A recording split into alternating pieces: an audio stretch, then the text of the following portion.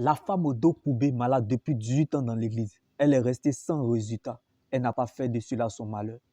Même Abraham, le père de la foi, il a dû attendre 25 ans avant d'avoir son Isaac.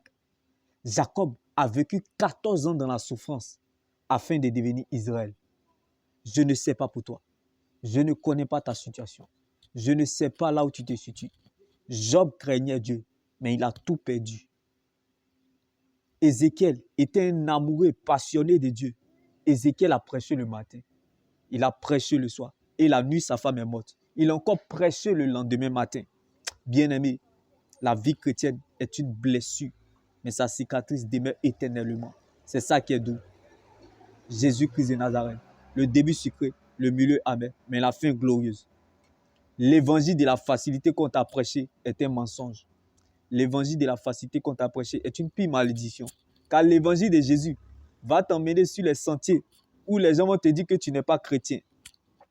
Comme Joseph, pendant 13 ans dans la honte en Égypte, que tu n'es pas converti, tu n'es pas de Dieu. Pour toi, là, c'est une malédiction. Comme David, pendant 13 ans d'humiliation en Israël. Ce que les gens disent est important, mais n'a pas de valeur. Car pendant que les gens pensaient et regardaient Joseph comme un jeune esclave, Dieu voyait le futur gouverneur de tout l'Égypte.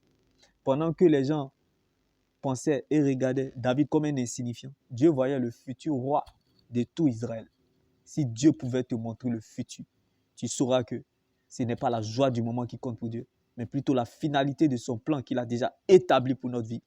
Donc laisse Dieu faire et agir à son prix, à sa vitesse et à son temps voulu. Si tu es dans cette très longue attente, c'est parce que ce que Dieu cherche et veut bâtir en toi a plus de valeur que ce qu'il veut te donner. Joseph était déjà élevé en prison. David était déjà élevé dans la vallée. Moïse était déjà élevé dans l'esclavage.